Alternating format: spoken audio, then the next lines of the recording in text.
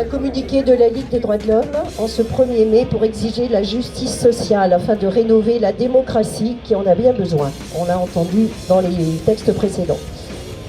La défaite de l'extrême droite lors des élections législatives de 2024 aurait dû être le signal permettant de refonder le contrat social autour d'un projet solidaire, garant de l'effectivité des droits pour toutes et tous.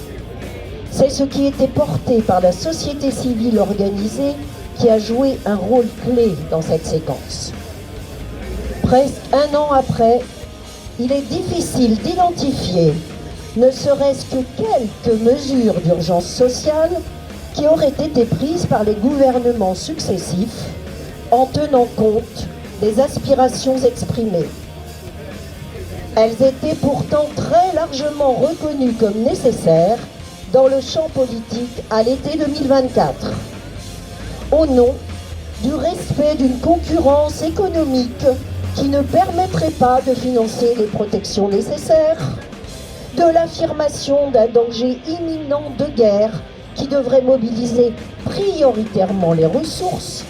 On veut imposer la remise en cause des investissements écologiques, pourtant indispensables, et exiger des efforts des assurés sociaux et des travailleuses et travailleurs plutôt que, comme on l'a dit précédemment, des grandes entreprises multinationales.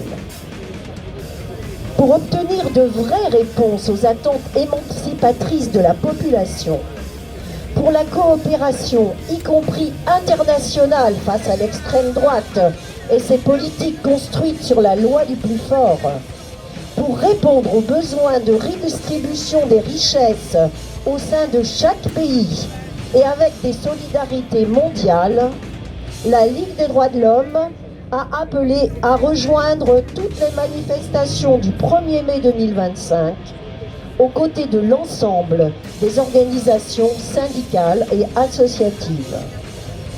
En cette journée de solidarité internationale des travailleuses et travailleurs, portons ensemble la rénovation démocratique qui n'a pas été engagée jusqu'ici et qui doit reposer sur l'état de droit et l'indivisibilité des libertés et des droits économiques, sociaux, environnementaux et culturels pour toutes et tous.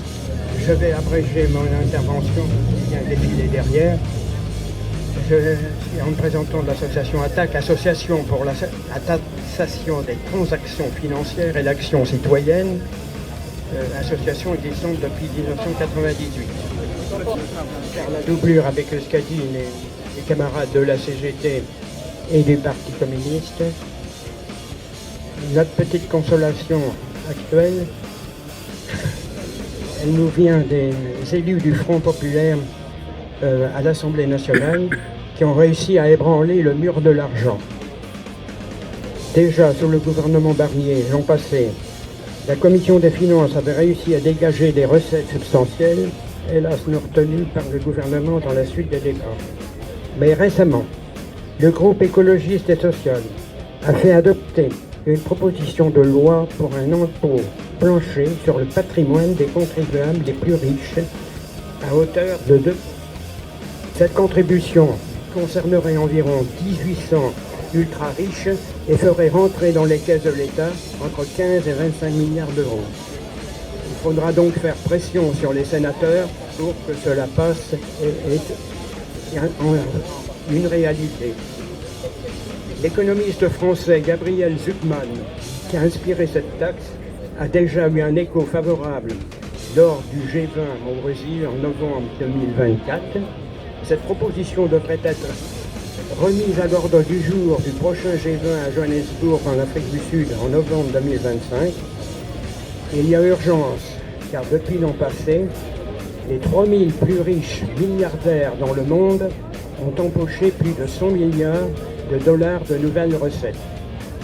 La taxe Zucman, si elle s'applique, ne serait évidemment qu'une goutte d'eau dans l'océan des profits capitalistes.